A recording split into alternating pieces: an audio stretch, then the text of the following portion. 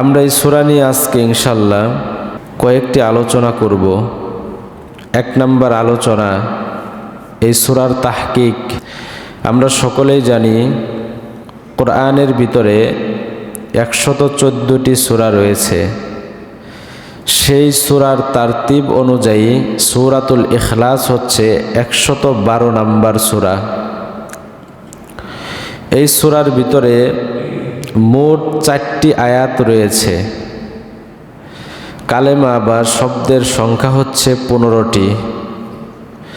অক্ষর বা হরফের সংখ্যা হচ্ছে 47টি। আমরা সংক্ষিপ্ত তরজমা জানব, তারপরে শানে নজুল এবং তারপরে সূরা নিয়ে আলোচনা করব ইনশাআল্লাহ। আল্লাহ পাক রব্বুল আলামিন বলেন, কুল হুয়াল্লাহু আহাদ। হে নবী, আপনি বলে দেন আল্লাহ এক এবং অদ্বিতীয়। দ্বিতীয় আয়াতে আল্লাহ তাআলা বলেন আল্লাহুস সামাদ। হে নবী, আপনি বলে দেন আল্লাহ হচ্ছে অমুখাপেক্ষী। তারপরে আল্লাহ তাআলা বলেন লাম ইয়ালিদ ওয়া লাম ইউলাদ। আল্লাহ পাক রব্বুল আলামিন কাউকে জন্ম দেন নাই এবং কারোর থেকে তিনি জন্ম নেন নাই, অর্থাৎ তার কোনো সন্তান নেই এবং তার কোনো পিতাও নেই। আল্লাহ পাক রব্বুল আলামিন 4র্থ নাম্বার আয়াত এবং সর্বশেষ নাম্বার আয়াতের ভিতরে আল্লাহ তাআলা বলছেন ওয়ালাম ইয়াকুল্লাহু কুফুয়ান আহাদ, এবং তার সমকক্ষ কেউ নেই। এটা ছিল আমাদের মোটামুটি বাংলা তরজমা। আল্লাহ পাক রব্বুল আলামিন এই সূরাকে কেন নাজিল করলেন, এই ব্যাপারে অনেক রিওয়ায়াত বর্ণিত হয়েছে।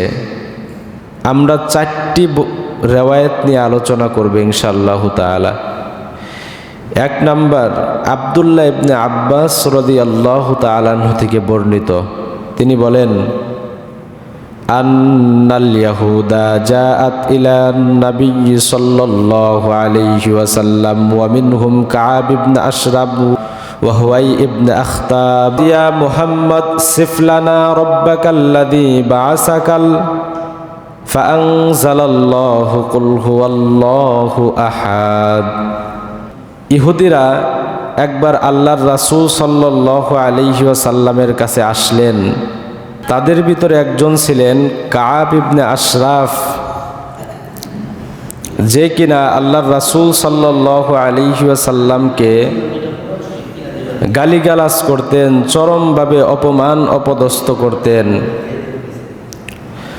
আরেকজন ছিলেন হুয়াই ইবনে আখতাব, তিনিও আল্লাহর রাসূল সাল্লাল্লাহু আলাইহি ওয়াসাল্লামের চরম দুশমন ছিলেন।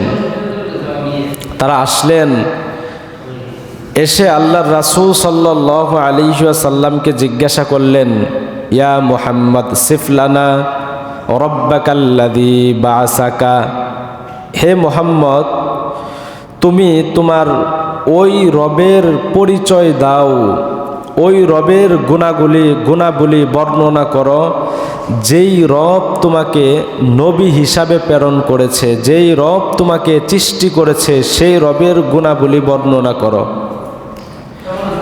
আল্লাহ পাক রব্বুল আলামিন তাদের এই দাবির প্রেক্ষিতে এই সূরাতুল ইখলাসকে নাজিল করলেন।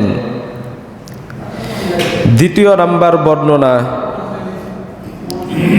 হযরত উবাই ইবনে কাব রাদিয়াল্লাহু তাআলা আনহু থেকে বর্ণিত। তিনি বলেন আন্নাল মুশরিকিনা ক্বালু লিন নবী সাল্লাল্লাহু আলাইহি ওয়াসাল্লাম। মুশরিকরা আল্লাহর রাসূল সাল্লাল্লাহু আলাইহি ওয়াসাল্লামকে জিজ্ঞাসা করলেন ইয়া মুহাম্মদ উনসুব লানা রাব্বাকা। হে মুহাম্মদ, তোমার যেই রব রয়েছে সেই রবের পরিচয় তুমি আমাদেরকে দাও। তৃতীয় নাম্বার, আব্দুল্লাহ ইবনে মাসউদ রাদিয়াল্লাহু তাআলা আনহু থেকে বর্ণিত। তিনি বলেন ক্বালাত কুরাইশুন লিরাসূলিল্লাহি সাল্লাল্লাহু আলাইহি ওয়াসাল্লাম। কুরাইশরা আল্লাহর রাসূল সাল্লাল্লাহু আলাইহি ওয়াসাল্লামকে জিজ্ঞাসা করলেন উনসুব লানা রব্বাকা, হে মুহাম্মদ তুমি তোমার রবের নসব বর্ণনা করো, তুমি তোমার রবের বংশ পরিচয় বর্ণনা করো।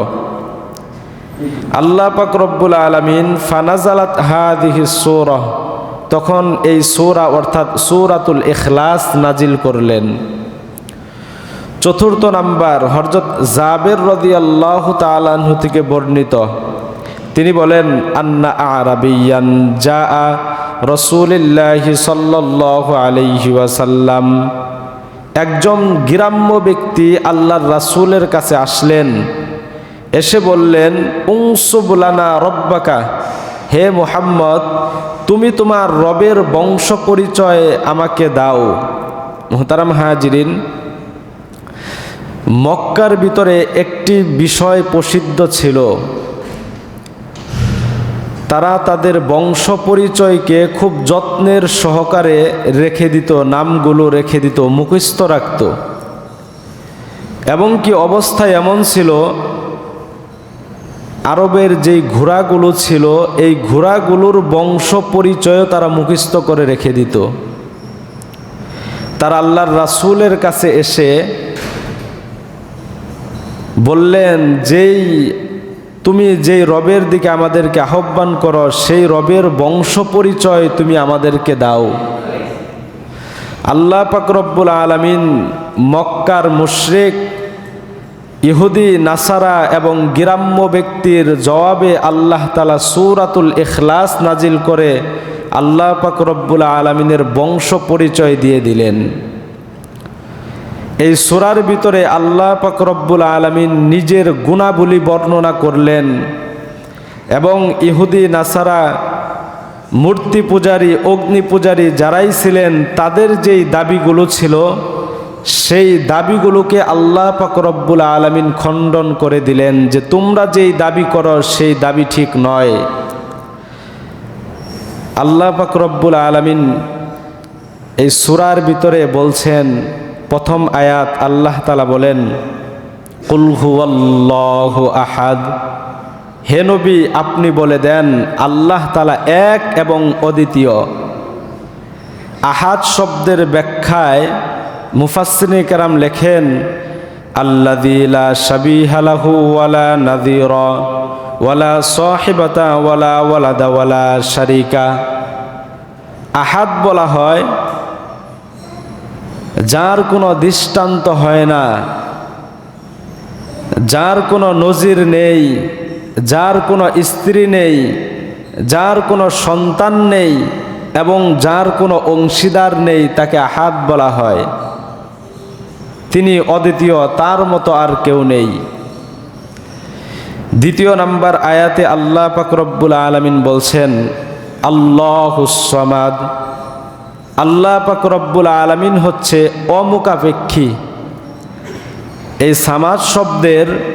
সমাদ শব্দের অনেক ব্যাখ্যা রয়েছে, তার ভিতর থেকে আজকে আমরা 4টি ব্যাখ্যা জানবো ইনশাআল্লাহ। এক নাম্বার, ইবনে আব্বাস রাদিয়াল্লাহু তাআলা আনহু বলেন আল্লাযী ইউসমাদু ইলাইহি ফিল হাজাত, সমাদ বলা হয় এমন সত্তাকে প্রয়োজনের সময় সমস্ত মানুষ যার মুখাপেক্ষী হন।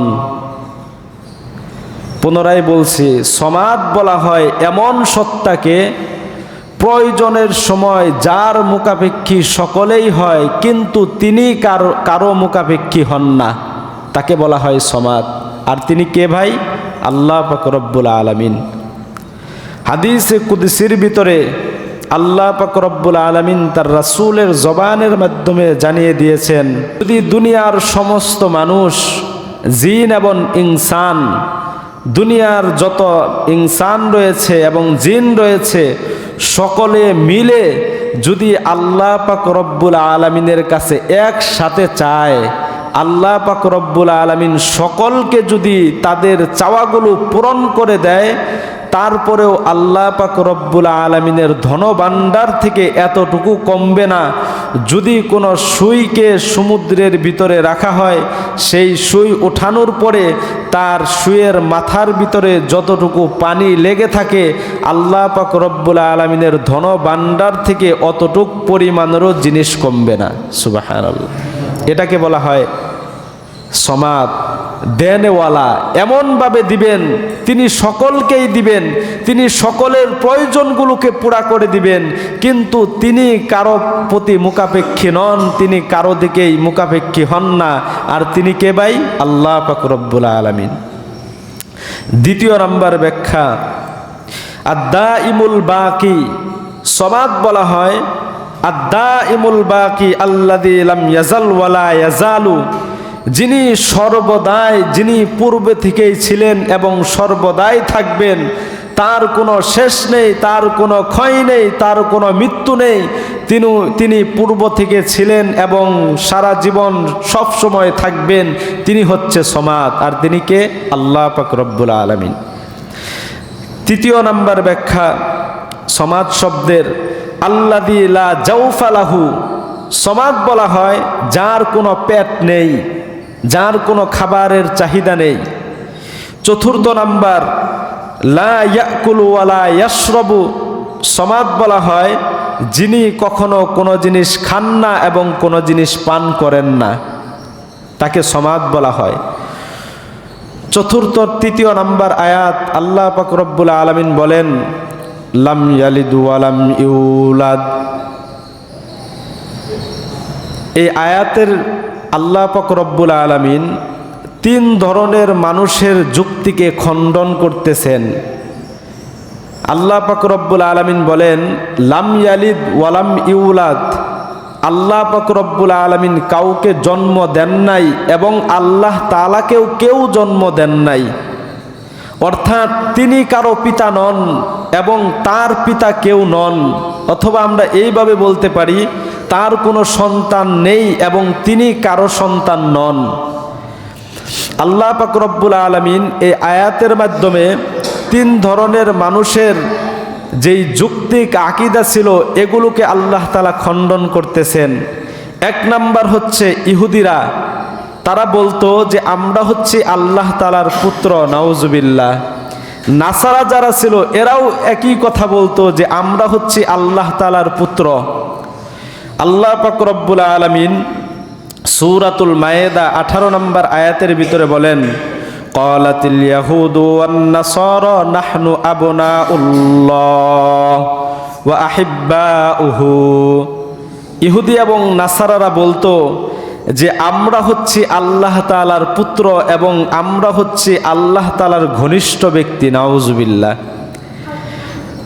দ্বিতীয় নাম্বার, তারা এই কথা বলতো উজাইর আলাইহিস সালাতু ওয়াস সালামকে ইহুদিরা আল্লাহ তাআলার পুত্র মনে করত এবং ঈসা আলাইহিস সালাতু ওয়াস সালামকে নাসারারা অর্থাৎ খ্রিস্টানরা আল্লাহ তাআলার পুত্র মনে করত।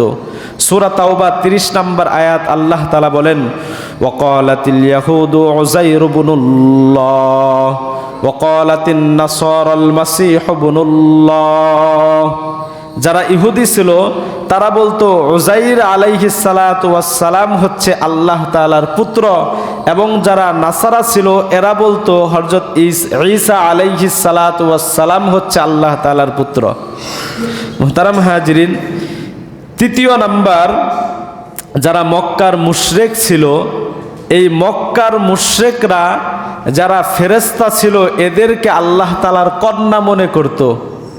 আল্লাহ পাক রব্বুল আলামিন বলেন সূরা যুখরুফ 19 নম্বর আয়াত, আল্লাহ তাআলা বলেন ওয়াজআলুল মালাইকাতাল্লাযীনা হুম ইবাদুর রহমানি ইনাসা। আল্লাহ তাআলা বলেন তারা দয়াময় রবের বান্দা ফেরেশতাদেরকে কন্যা রূপে গ্রহণ করেছে। আল্লাহ পাক রব্বুল আলামিন আরো বলেন আশাহিদু খলকহুম, হে নবী আপনি তাদেরকে জিজ্ঞাসা করেন যখন ফেরেশতাদেরকে বানানো হয়েছিল তখন কি তারা সেখানে উপস্থিত ছিল? যদি উপস্থিত নাই থাকে তাহলে তারা কিভাবে বলে যে ফেরেশতারা আল্লাহ পাক রব্বুল আলামিনের কন্যা সন্তান? মুহতারাম হাজিরিন, আরবের ভিতরে একটা প্রথা ছিল, আরবের মানুষ কন্যা সন্তানদেরকে বেশি ভালোবাসতেন না বলতে তারা তাদেরকে দেখতেই পারতেন না। যদি কারো কন্যা সন্তান হতো তাদেরকে জীবন্ত কবর দিয়ে দিতেন। যদি কারো কন্যা সন্তান হতো, এই কন্যা সন্তান হওয়ার কারণে নিজে লজ্জাবোধ করতেন, সে সমাজের ভিতরে বাইরে বের হতো না। তো আল্লাহ পাক রব্বুল আলামিনের ব্যাপারে তারা কন্যা সন্তানকে সাব্যস্ত করতেছে। আল্লাহ পাক রব্বুল আলামিন এই কথা বলতেছেন, ওয়া ইযা বুশশিরা আহাদুহুম বিমা দারাবা লির-রহমান মাসালান দাল্লা ওয়াজহুহু মুসওয়াদ্দাও ওয়া হুয়া কাযীম। তোমরা কি এমন বিষয় আল্লাহ পাক রব্বুল আলামিনের জন্য সাব্যস্ত করতেছ যেই বিষয় সম্পর্কে তোমাদেরকে যদি সংবাদ দেওয়া হয় তাহলে তোমরা নিজেদের মুখকে কালো করে ফেলো? অর্থাৎ কন্যা সন্তান নিজেদের জন্য তারা পুত্র সন্তান সাব্যস্ত করত, আর আল্লাহ পাক রব্বুল আলামিনের জন্য কন্যা সন্তান সাব্যস্ত করতেন। মুহতারাম হাজরিন, এই তিন শ্রেণীর লোকের ব্যাপারে আল্লাহ পাক রব্বুল আলামিন বলছেন, লাম ইয়ালিদ ওয়া লাম ইউলাদ। আল্লাহ পাক রব্বুল আলামিন কাউকে জন্ম দেন নাই এবং কারোর থেকে তিনি জন্ম গ্রহণ করেন নাই।